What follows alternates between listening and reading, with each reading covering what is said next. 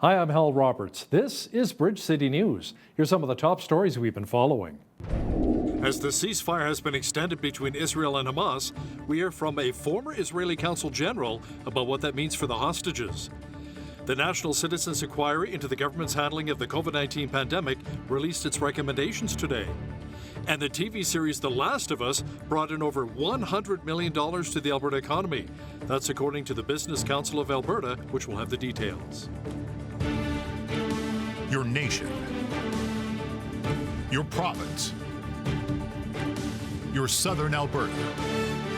From the heart of Lethbridge, it's Bridge City News with Hal Roberts. Thanks so much for joining us. Mediators are in Qatar trying to extend the Israel-Hamas ceasefire beyond Wednesday. There's no sign their current truce is in danger of collapsing, even though the two sworn enemies accused each other of a serious violation with an exchange of gunfire in northern Gaza. There's also no indication the incident will endanger the exchange of hostages held in Gaza or the Palestinians imprisoned in Israel. Hamas released 12 hostages earlier today, bringing the total release to 81. Israel, meanwhile, has freed 180 Palestinian prisoners. A former Israeli consul general says the ceasefire could be extended another few more weeks. He also says the civilian hostages being held by the terrorist group Hamas should remain the focal point. He made the comment on TBN's Centerpoint program. Hamas has the advantage. They have the leverage. They have the hostages. The hostages are not just Israeli. There are several nationalities represented in that group. And as you mentioned in your opening remarks, Americans as well. So this is their leverage. As long as they have the people, the hostages with them, they can negotiate from a position of power. And so this could be prolonged, and there's an open public debate in Israel whether this should happen or not. But I can tell you that the Israelis and certainly leaders of other nations, including, for example, the government of Thailand, were very proactive in their demand to look at this crisis as hostages crisis first. And the reason is, once you solve the hostage problem, there's always time to carry out the full military plan that you have to cripple Hamas military capacity or to cripple Hezbollah in the north. Lethbridge MP Rachel Thomas says the federal government really needs to pass Bill C-234. It would see an amendment to the carbon tax exempting farmers from having to pay it when they use natural gas or propane for commercial purposes. Gases they use for heating their barns or drying their grains. MP Thomas says the carbon tax doesn't just hurt our farmers, however. Yes, it is applied to the farmers from the moment they put the seed into the ground to the moment that they harvest it to the moment that goes on to the grocery store.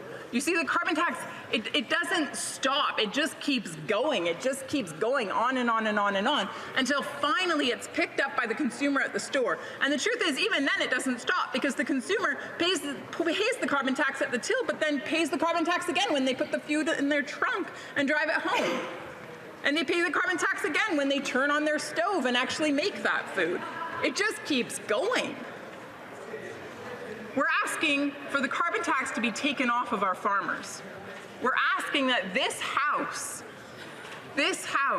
would exercise some common sense and that we would make the determination that farmers are incredible people who deserve to be celebrated. Debate on Bill C-234 continues at the Senate. The final report on the Canadian government's response to the COVID-19 pandemic was released by the Commissioner of the National Citizens Inquiry on Tuesday. There were a number of recommendations in the report, and they include changes to the approval process for new pharmaceuticals, the establishment of a National Crisis Oversight Council, the protection of the rights and freedoms of faith groups, and recommendations that target labor laws and unions. Lead counsel for the NCI, Sean Buckley, says this report was necessary for all Canadians. He says, sadly, so many were discriminated against during the pandemic. Beginning in the spring of 2020, we were plunged into a culture of fear, which threw the entire nation into a panic. Many believed that there was a dangerous virus that posed a mortal threat to them and their loved ones. Others saw the country become a police state. There was public discourse about putting unvaccinated Canadians into camps. There was public discourse about criminalizing the refusal to take a medical treatment. We were put under house arrest. We were muzzled like animals with masks. We were viciously divided into camps, the vaxxed and the unvaxxed. We were censored.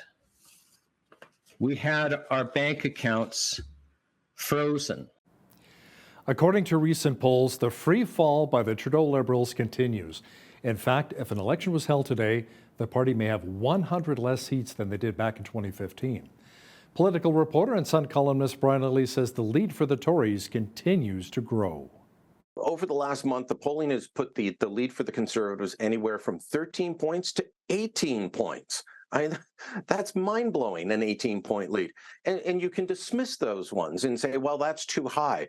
But the trend is clear. Nationally, it's huge. Abacus data pulled out the numbers for the rest of Canada, minus Quebec, where the Liberals are still doing okay. And the Conservatives went up to 44% in the rest of Canada, and the Liberals dropped down to 23, tied with the NDP. That is headed to wipeout territory, yeah. Get to the full interview with the always colorful Brian Lilley coming up later in our broadcast. You know, many of us remember watching the coronation of King Charles following the passing of his mom, Queen Elizabeth, all of the pomp and ceremony. Well, there were a number of Canadian delegates who attended on the taxpayers' dime. And it wasn't just 5 people, 10 or even 20 government officials, but 102 of them. Franco Terrazzano, federal director of the Canadian Taxpayers Federation, is outraged. He says the Canadian delegation who went to the UK ended up costing taxpayers a pretty penny. Oh, it sure did. $534,000. You know, the King's coronation is a big event, but that does not give the government of Canada a blank check to spend more than $500,000 so 102 delegates can bill taxpayers for a 3-day event. Again, folks, $534,000 was the cost of taxpayers, so 102 delegates can go on this 3-day trip to England. So if you break it down, the cost per traveler to taxpayers was more than $5,000. And folks, that doesn't even count airfare. Okay? So look, the big problem here is that it seems like this government goes out of its way to bring as many people to take the sweetest rides and to stay in the fanciest hotels and then bill struggling Canadian taxpayers. Over $500,000. Wow, that's a lot of money. Well, we experienced more gusty winds here in the Windy City today. Jeanette Rocher is now with a quick peek at the forecast. Jeanette, it's been quite mild over the past few days, but the mercury may be dropping again soon?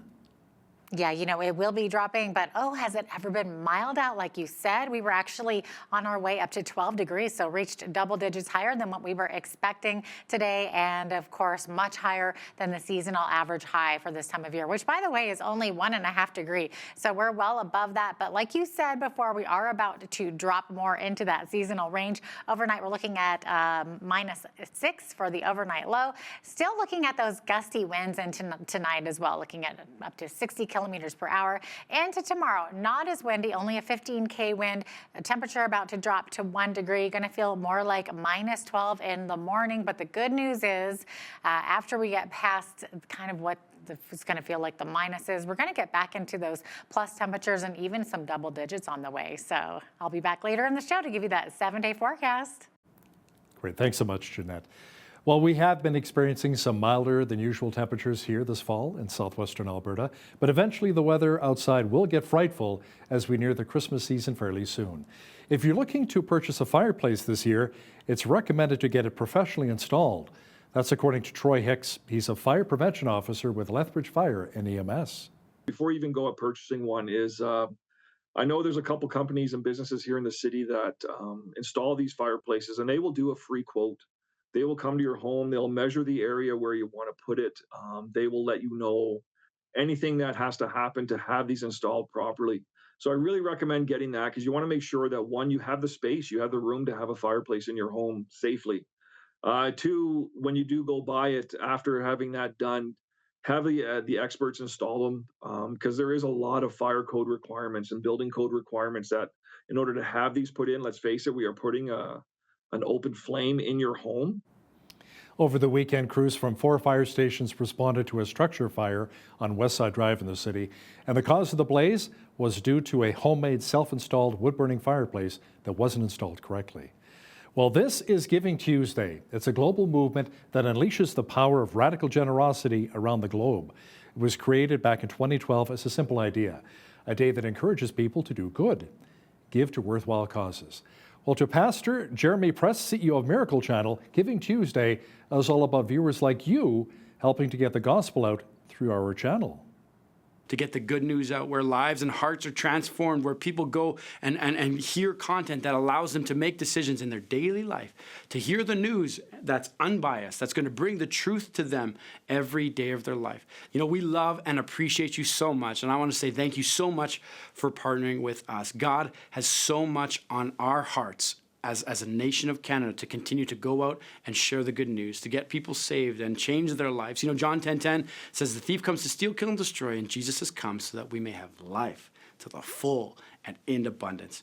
And the Miracle Channel is doing that. We are bringing life to the full in abundance and teaching people how to live that life daily. But we could not do that without you. So thank you so much. Yes, thank you indeed.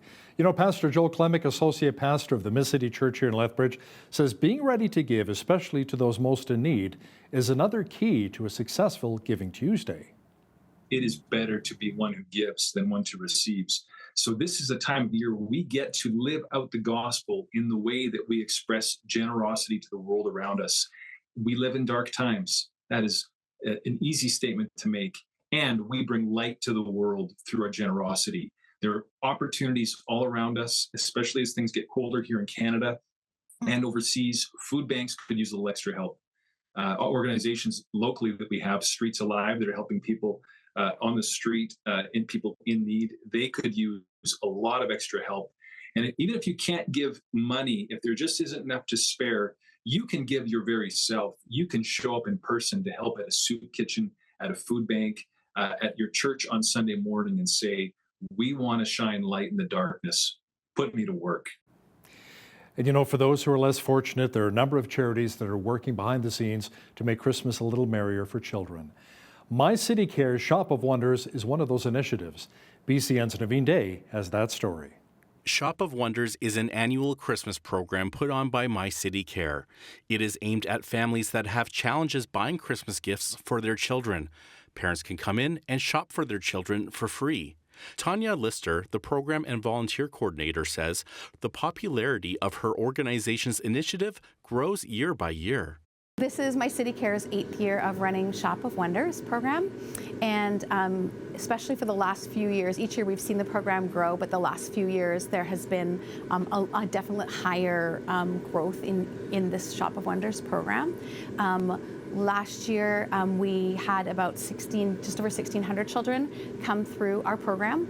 This year so far already, in this first week and a bit, we've already had just over 500 children come through the program. We have another 1,300 registered, and so we're definitely expecting to have surpassed that of what we had last year. Lister adds, the families are grateful that they can get gifts for their little ones. This year already we've had a lot of families come through, and there's just a lot of gratitude to be able to have an opportunity to be able to give their kids the Christmas that they wanted to.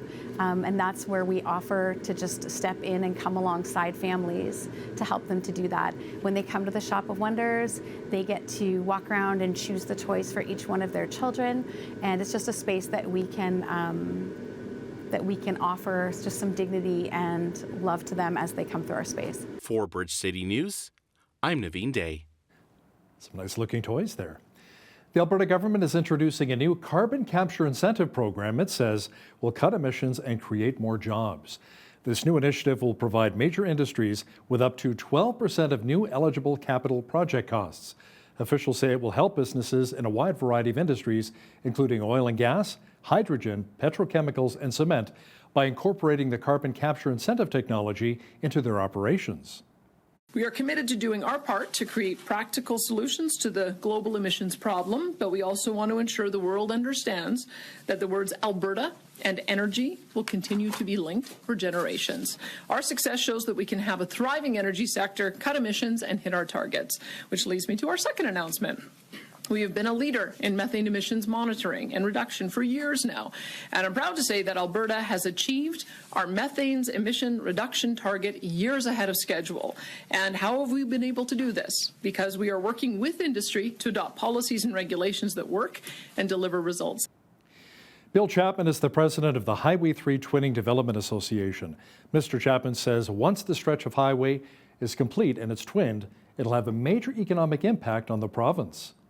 The impact of having this highway certainly will be the centerpiece to all of the economic activities that will occur and all the economic growth that is going to take place over the next 10 years. And of course, with the agri-food corridor growing, we're going to see a number of mega projects coming up over the next number of years that really will impact all sorts of service levels in Alberta. And of course, Highway 3 will become the cornerstone to all of these needs in southern Alberta.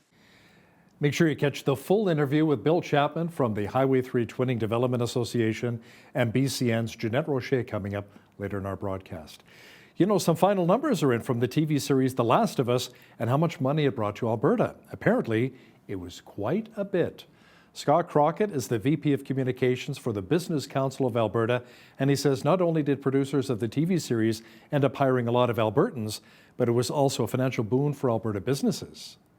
Absolutely, it was. You know, Alberta has had a strong film and television industry for a long time. Many of us have probably seen films or series like Inception or Winona Earp or the latest Ghostbusters movie, but we've really never seen anything quite like The Last of Us before. This is the largest series ever produced in Canadian history, and the numbers have been crunched now, and it had an economic impact on Alberta of more than $140 million. But to put that maybe in more human terms, you know, that was almost 1,500 Albertans families who were employed as a result of this, and over 1,000 Albertan businesses. The economic impact is frankly staggering. By the way, The Last of Us is an American post-apocalyptic drama TV series created for HBO, and it was based on a 2013 video game. Over $140 million for the Alberta economy. Wow, great to hear. We had lots of sunshine again today and mild temperatures across much of southwestern Alberta, but the mercury will be dropping a little bit in the short term. Full weather details coming up. You know, it's beginning to look a little bit more like Christmas here in Lethbridge. It was Christmas at the Caldwell's open house over the weekend on the west side of the city. You know, now until December 20th, food, toy, and cash donations are being collected to support families in need. Look at all those beautiful lights. Lots of colorful lights and amazing displays for everyone to enjoy, even Santa's Toy Factory. And look at that, a little bit of a fire too. A beautiful display to help put you into the Christmas spirit. Very nice. Jeanette Rocher is now with all of the weather details. Jeanette, more and more Christmas lights are going up in the city, but not a lot of snow so far. No, and you know what? I'm kind of loving it because there are still some spots of green grass out there, so I find that kind of amusing. Maybe not everybody does. I'm sure there are some viewers who are really anxious for the snow because we want a white Christmas for sure. But as you were saying, yes, we are about to dip in temperature before we go back up again. So we are about to go into more seasonable temperatures, 1 degree for the high on Wednesday. Now the average high for this time of year is 1.5 degrees. So we're going to be sticking right in there in that range. Down to the minuses though on Thursday, -3 for high, and then back up to the pluses for Friday and Saturday, high of 3 degrees, double that for Sunday, high of 6. And then we could possibly see some double digits by early next week on Monday to round out that 7-day forecast. So the average high for this time of year is 2 degrees, average low -10, 12 degrees. That was our high temperature on this day. That happened back in 1956 and in 2006. -32 was the record low on this day. Sun rose this morning at 8:03 a.m. and this afternoon we're looking at a sunset at 4:36 p.m. So we're now seeing 8 minutes and 33 minutes of daylight. On the west coast, forecast tomorrow. A little bit of a foggy one, but the fog should be dissipating in the morning in Victoria for a mix of sun and cloud for the rest of the day. 7 degrees the high there. We are looking at fog developing overnight in the Vancouver area and the lower mainland there, and that should be clearing up by the morning as well. High of 6 degrees. 3 degrees for a high in Edmonton under sunny skies, and a high of 2 degrees in Calgary. Calgary also seeing quite a bit of wind chill in the morning there. In the rest of the prairies, fairly sunny, looking at a high of 1 for Saskatoon. Saskatoon a bit windy though. We're looking at 20 to 40, gusting up to 60 kilometers per hour. Regina high 0, clear skies, and a high of 2 degrees in Winnipeg with a mix of sun and cloud, and could see up to 30k winds there. So periods of light snow are expected in the morning in Toronto, high of 1 degree there. Ottawa looking at a 30% chance of flurries, and then changing to a 70% chance of flurries later on in the day, high of -1 degree for a high in Montreal, looking at clear skies there. Okay, as we move further east, let's get into Atlantic Canada and see what's happening in the Maritimes. Fredericton looking at a high of -2, clear skies expected there. Halifax seeing a 30% chance of flurries. Same thing for Charlottetown. Both of those cities looking at a high of 0. Now, St. John seeing quite a bit of precipitation tomorrow, looking at mix of rain with snow. 2 to 4 millimeters of rain is expected, and we're looking at 5 to 10 centimeters of snow. Make that 15 centimeters as you get into those higher terrain areas. Now, the Avalon Peninsula is actually under a significant snowfall warning. They could see 10 to 20 centimeters and as high as 30 centimeters of snow in those areas that are higher terrain as well. So that's what's happening there. And there you go. That is your full weather forecast. A committee of MPs has begun a study of a bill that implements an update to the Canada-Ukraine Free Trade Agreement. It follows a decision by the federal Conservatives to vote against the legislation. Tory leader Pierre Poilievre defended his party's position as mounting opposition to language that promotes a carbon tax rather than rejecting a trade deal with Ukraine. Prime Minister Justin Trudeau rejected Poilievre's explanation and instead accused the Tories of copying some U.S. Republicans who are signaling less support for assisting the Ukrainian war effort against Russia. Panama's top court says a 20-year contract for a Canadian copper mine is simply unconstitutional. The concession for the local subsidiary of Canada's First Quantum Minerals had sparked many protests around the country. Environmentalists argued the open pit mine would damage a forested area on Panama's Atlantic coast. There was no immediate comment from the subsidiary, Minera Panama. Now, here's a look at today's markets. The TSX was up 4 points on the day to finish at 20,036. The Dow was up 83 points to 35,416. The S&P 500 was up 4 on the day to 4554, and the Nasdaq was up 40 points to 14,281. West Texas Intermediate Oil was up $1.67 to $76.53 US per barrel. Natural gas was down 9 cents to $2.71 US. Gold was up 15 cents on the day to $2,041.13 US an ounce, and silver was even at $25.03 US an ounce. Feed wheat is at $8.98 per bushel, barley's at $6.84, canola's at $15.70, and corn is at $8.15 per bushel. Live cattle December contract was up $2.88 to $171.65.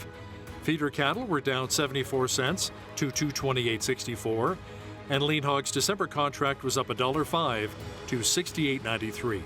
The Canadian dollar was even over the past 24 hours at 73.67 US.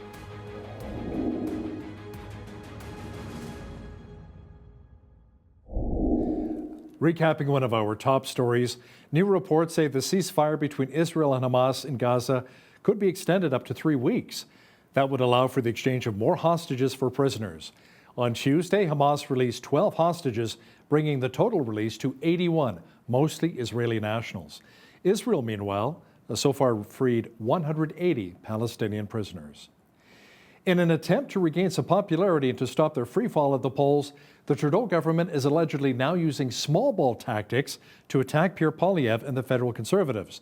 Political reporter and Sun columnist Brian Lilly will have details for us next. When you see news happening in your community, be sure to drop us an email at info@bridgecitynews.ca. And if you missed any of today's local stories, check out our website, bridgecitynews.ca.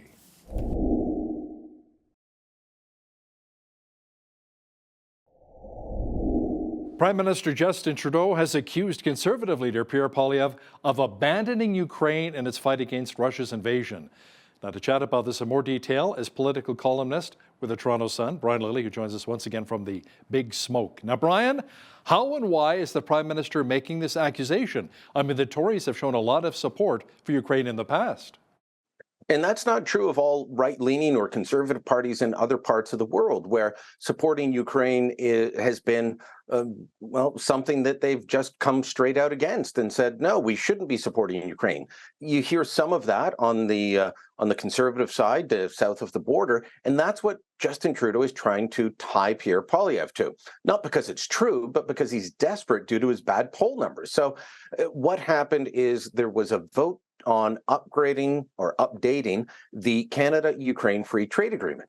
The Conservatives had already signaled they didn't like this update because they said there's a lot of things in there that we just don't like, including language that they say will tie Canada's hands on a future carbon tax.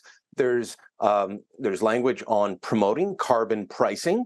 There's language on not doing anything to diminish environmental laws. That's in an international treaty. Does that tie Canada's hands if Pierre Poilievre becomes prime minister and follows through on his promise to axe the carbon tax?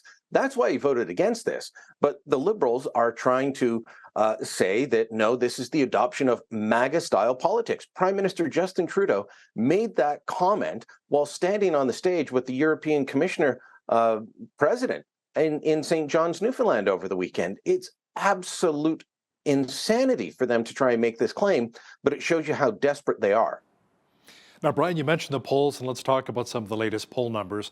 They have the Liberals almost tied now with the NDP. That's how much they've fallen. The Grits are plummeting in popularity across the nation. Now, you recently wrote that the Trudeau government has become so desperate that they've resorted to attacking the Conservatives using small ball tactics. How so? Yeah, they don't have a big policy that they can point to and say, hey, this is going to be really popular. In fact, many of their policies are unpopular, like the carbon tax and the fact that they gave a carve out for what is mostly one part of the country. Polling shows that's unpopular. They're getting beaten up over the fact that they're going to have another beer and wine tax increase in the new year. They're failing all over the place, and so they're just lashing out. So one example is this attack saying, well, you don't support Ukraine anymore. Another example is going after Poilievre and saying, you were jumping to conclusions that the explosion on the Rainbow Bridge in Niagara Falls last week was terrorism. Well, no, he asked a question about media reports about terrorism. And could the Prime Minister update the House? And Trudeau didn't blink an eye at that point. He answered the question and said, oh, we take this very seriously, and I'm being briefed by my National Security and Intelligence Advisor. Well, the National Security and Intelligence Advisor wouldn't be briefing the PM if they knew it was a traffic accident. But 24 hours after that incident happened, you had all the Liberals out there trying to say that Poilievre was jumping to conclusions, trying to imply that this is somehow Islamophobia.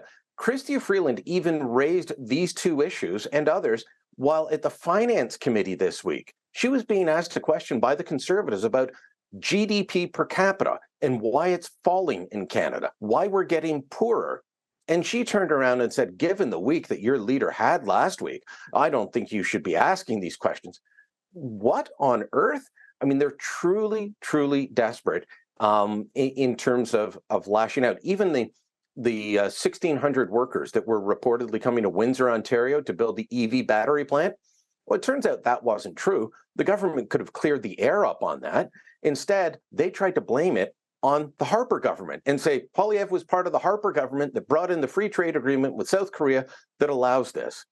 Well, you could have just told the truth, which is it's not 1,600, it's 900, and some of them are only coming for a couple of months to train Canadians on how to do the job. They didn't do that. They're playing partisan politics with everything to try and climb their way back up. Now, Brian, some of the numbers I've been reading recently, the poll numbers, if an election was held today, the Liberals would virtually be wiped out. I mean, they would potentially lose over 100 seats from 2015. What are you seeing? Yeah, and you have to look at the national numbers, and on those, it's over the last month, the polling has put the lead for the Conservatives anywhere from 13 points to 18 points. That's mind-blowing, an 18-point lead. And you can dismiss those ones and say, well, that's too high. But the trend is clear. Nationally, it's huge. Abacus data pulled out the numbers for the rest of Canada, minus Quebec, where the Liberals are still doing okay. And the Conservatives went up to 44% in the rest of Canada, and the Liberals dropped down to 23, tied with the NDP. That is headed to wipeout territory, yeah. And I've seen some of the modeling that you're referring to. We would end up with a situation of the Liberals being in the 50s of seats. Right now, they've got 158. They could go down to 52 seats, according to one model, and they would have about 5 MPs west of the Ontario-Manitoba border. They'd be reduced to less than 20 MPs in Ontario. Ontario has more than 120 seats in the House of Commons, and they'd be reduced to perhaps less than 20 in a province where they now hold 78. That is a beating of epic proportions. Not their worst. That was Michael Ignatieff in 2011, but they're headed in that direction. A caveat warning to everyone listening, we don't have an election yet, and campaigns still matter. You know, it's interesting. I was reading a recent post on X from Dan McTagg, former Liberal MP under the Chrétien and the Paul Martin era, those governments. And he was saying that the Conservative Party today is more of a centrist to right party, more of a centrist party, and that's what the Liberal Party used to be, where he says he doesn't even recognize the Trudeau Liberals anymore from the party that he used to serve under for so many years, right? Yeah, well, Dan's somebody I see around town here in Toronto, somebody I've known and covered for a long time, and he's absolutely right on that. This is not your grandfather's Liberal Party. The Liberal Party has moved to the left. They've tried to outflank the NDP. I mean, just this week, Housing Minister Sean Fraser said, we should give everyone a house. What? You had Environment Minister Stephen Guilbeault say, I'm a proud Liberal and a proud socialist, in response to a question in the House of Commons that had nothing to do, I don't think, with him being a socialist. So, yeah, this is a very different Liberal Party. When McTagg was there, they were centrist and they were business friendly. You can't find that now. Brian, it appears as though the federal Tories are attempting to embarrass the Liberals once again on the carbon tax, forcing another vote on Bill C-234.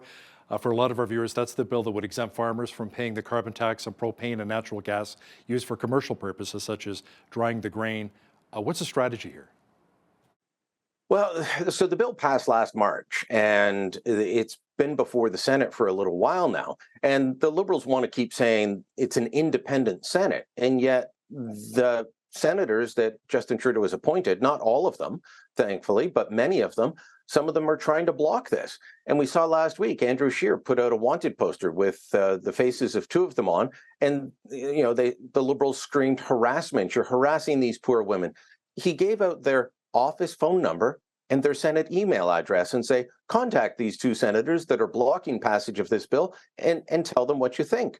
I'm pretty sure you can still find a senator's phone number online or in a phone book if you have one. So it wasn't harassment, but they are trying to put pressure on the Senate. And if the Senate won't pass it, at least embarrass the Trudeau Liberals on refusing to do this carve-out. The Liberals keep saying, look, farmers are already exempt, but you're right. When it comes to drying grains, they're not. Poilievre has pointed to not even just drying grains, I believe it's a mushroom farm in his riding that spends $10,000 a month on the carbon tax. Well, that pushes up the price of mushrooms, doesn't it? There's the greenhouse that grows tomatoes that I used to buy their tomatoes when I was in Ottawa. They are spending a ton on the carbon tax. So it's heating barns, it's mushroom farms, it's drying grains, it's greenhouses. You know, there's still a lot of farm activity that is not exempt from the carbon tax. They want to fix it. I think if this does go to a free vote in the Senate, that it will pass, and the Trudeau Liberals don't want that. And I love my mushrooms on my steaks, I got to tell you, Brian. Now, speaking, still with the food theme here, people are still talking about the Poilievre interview he did a few weeks ago where he was munching on that apple outdoors as a reporter was chatting with him. Now he had a recent run-in with a reporter from the Canadian Press. Did it land Poilievre on Fox News yet again? Yes, it did. It landed him in some hot water with Canadian media. Well, some in the Canadian media, but yeah, Greg Gutfeld doing another episode talking about the Canadian politician we love the best, and showing off Poilievre's showdown with this reporter. This was over the issue of Poilievre asking the Prime Minister in the House of Commons about possible terrorist attack at the bridge that we were discussing a moment ago, and the reporter showed up and was clumsy with her question. Well, guess what? When you are clumsy with your question, expect politicians to push back, and that's what Poilievre did. I've had Trudeau do that to me. No journalist, stood up and said, "Oh, that's horrible. How dare you do that?" No, Katie Simpson from CBC got to the mic right after me and asked her question. It's part of the job. You move on. Everyone needs to put on their big boy pants and big girl pants and just do their job. But Poilievre, I will say this, he does have to be careful how often he tries this tactic of having run-ins with the media, because it will grate against some swing voters that he's been able to pull over to his side if he's doing it too often. Brian, as you've heard, Alberta's invoked the Sovereignty Act over clean energy regulations.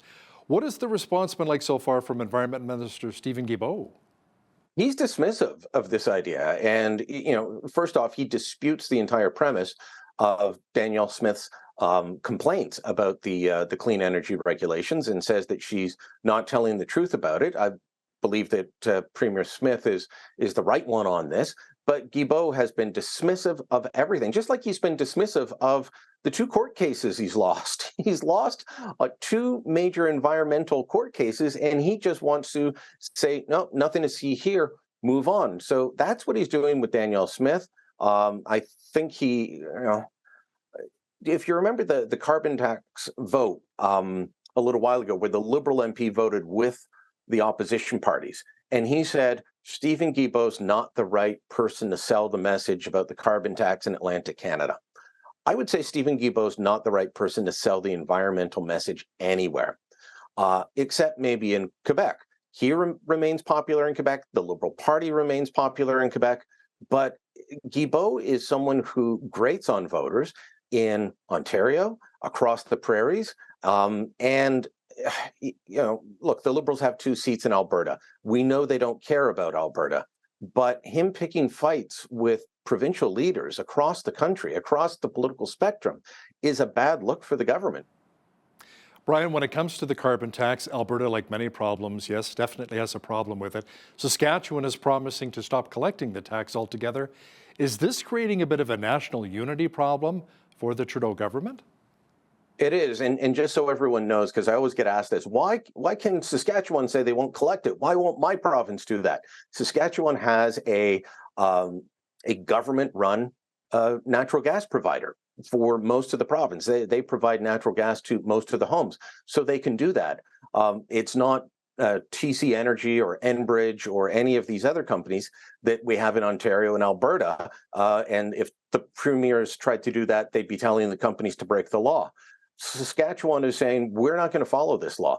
Absolutely, this is part of a national unity problem for the Trudeau government. You've got a resurgence of the Parti Québécois in Quebec. You've got Alberta invoking a Sovereignty Act. You've got Mo doing this. I've never seen, the only thing that is united are the premiers in fighting with the federal government. I've never seen it on this level. There's always going to be some irritant between Ottawa and various provincial governments.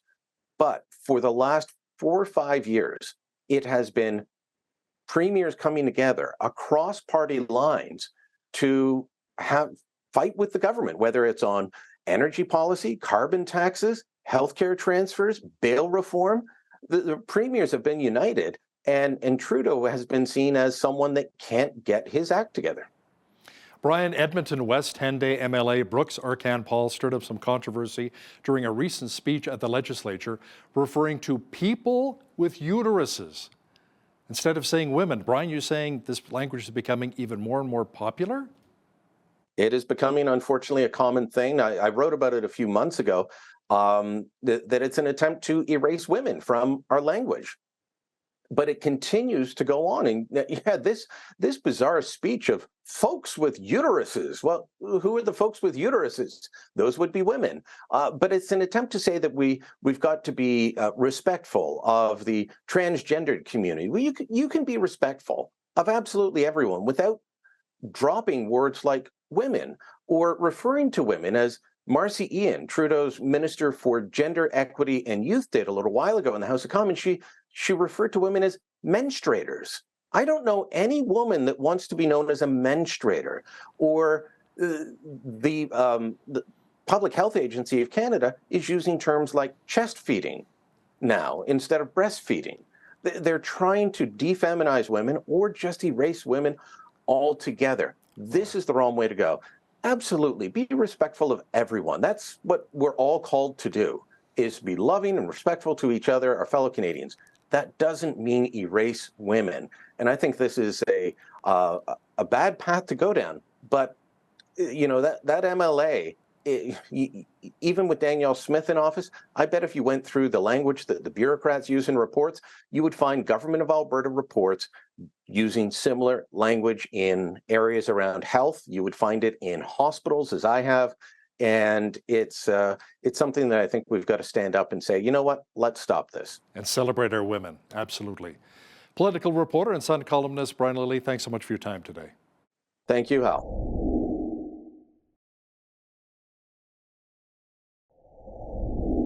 Plans for the twinning of Highway 3 in southern Alberta have been talked about for almost 50 years, and now it looks like the ball will finally get rolling. Joining us to discuss this is Bill Chapman. He is a Coaldale Town Councillor and also the president of the Highway 3 Twinning Development Association. What better person to have on than Bill? Welcome to Bridge City News, Bill. Great to have you on today. Well, thank you for inviting me to join you for this meeting today. Of course, absolutely. So, Bill, first, for anyone not familiar with the Highway 3 Twinning project, can you maybe give us a brief history of this 50-year discussion and what the goals of this project are?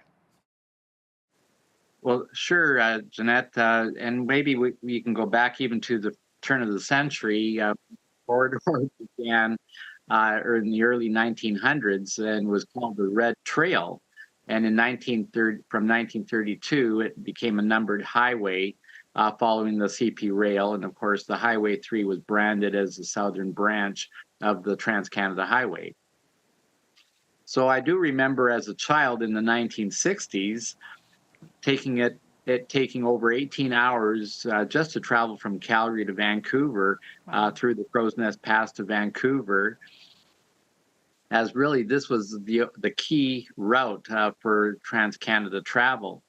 It was certainly a most painful trip, and of course, then you had to take the same route back home again. Right, of course, and of course, for people who don't know, it runs from east to west, west to east, right? From Medicine Hat right through to the Crow's Nest into British Columbia, so Saskatchewan to BC, right?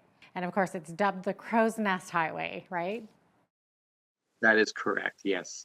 And actually, in 1988, this highway became part of the National Highway System. So that's really important for listeners and viewers to note that this highway is actually part of the National Highway System of Canada. Very interesting. So maybe tell us about phase one. This is from Taber to Burdett, Alberta. So you believe that there are maybe economic, recreational, and tourism benefits, as well as safety benefits, of course. So can you explain maybe what the benefits of the economy would be? Yes, and as a growing province, we do know that every one of our communities is growing. So the impact of having this highway certainly will be the centerpiece to all of the economic activities that will occur and all the economic growth that is going to take place over the next 10 years. And of course, with the agri-food corridor growing, we're going to see a number of mega projects coming up over the next number of years that really will impact all sorts of service levels in Alberta. And of course, Highway 3 will become the cornerstone to all of this these needs in southern Alberta. That's so interesting. I believe the highway will be rerouted around the various towns along the route, right? So, which, it speeds things up for drivers, which is great. But are you getting any pushback from businesses on who might, businesses that might possibly miss out on potential drive-through business? I don't think so. I would like to speak for the town of Coaldale, and of course, back in the 50s, the Ministry of Transportation talked about routing highways or major highways around municipalities, mainly for economic and safety reasons, safety and efficiency reasons. Yeah, 100%. So that was important to note because Coaldale went through those conversations back in the 50s and again in the 1970s when they actually went to work to twin the highway around Coaldale. And if you remember, the old Highway 3 did go right through downtown Coaldale. And so if you were going to look at today's traffic, not only in numbers, but also in regards to the type of traffic that's occurring on Highway 3, downtown Coaldale would not be able to accommodate the amount and the size of traffic that's going through our community today. So if you look at history and then go to what we've encountered today, that the town of Coaldale has already been bypassed once. That being said, our community has grown 4 times that number since the 1970s. We're a community of over 9,000 population today. So if we translate that theory to other municipalities across our corridor, I don't doubt that there will be any concerns about bypassing. I know that chambers of commerce are on side with Highway 3 twinning. They believe that this will be a major source of economic boost to the community in terms of not only travelers, but also economic benefit to the communities. And we know that people still need to come to town for groceries, for parts, for gas, for sports, for school, for church. Yeah, you name it. It will. People will still come to town. Yeah. When I think of the Highway 3 twinning project, of course, the main thing that comes to mind is safety. So, I mean, this could potentially cut down on a lot of accidents and fatalities that we hear about quite a bit. So, what do the statistics tell us about improving the safety with the twinning of Highway 3? That's a really good question, and we know that to bring out statistics on fatalities or collisions, all those sorts of things, my opinion is that one fatality is one statistic too many. 100%.